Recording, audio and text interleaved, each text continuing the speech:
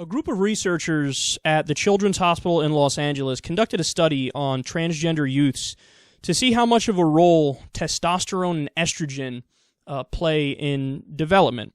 And the answer is basically none. I should be specific. It's none when it comes to how those hormones interact with a transgender person. So in other words, more testosterone does not necessarily mean that you're going to identify as male. More estrogen does not necessarily mean that you're going to identify as female. And this kind of flies in the face of a common layman's theory.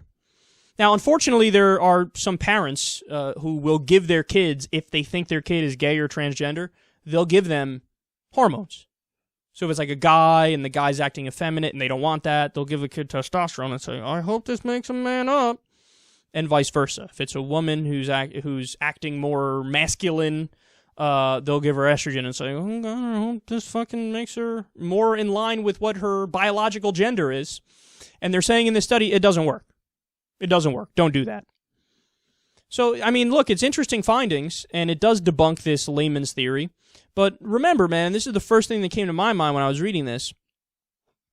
What I take away from that is, so it may even be something that's even more innate, not just biological and innate at the hormone level, but possibly the genetic level. You know, there's a reason why transgender people exist in reality. There's a reason why gay people exist in reality. It's obviously, by definition, natural for a certain percentage of the population of human beings to be either gay or bisexual or transgender. And we don't know exactly why that is, but here's what is perfectly clear to me. It ain't a choice. So when you try to tweak or flip around the gender identity of your kid or somebody you know by trying to do invasive procedures that aren't even proven, that's a slippery slope, and, I mean, the bad person there is you. I mean, the reality is, I don't want to lib out on everybody here, but it makes much more sense to just treat them with tolerance, treat them with open-mindedness, understand that this is just something that's different, not negative. There's no negative connotation that should be attached to that, so what should really change is the societal perceptions of transgender people. We should accept them more. And instead of trying to, like, tweak them in weird Dr. Frankenstein ways where we think we're being the good guy when trying to cure them.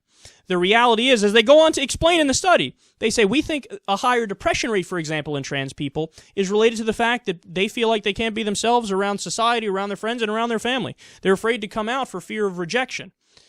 So that's the problem. The problem is more with the intolerant bastards who are fighting the natural identity of transgender people than it is with the transgender people themselves.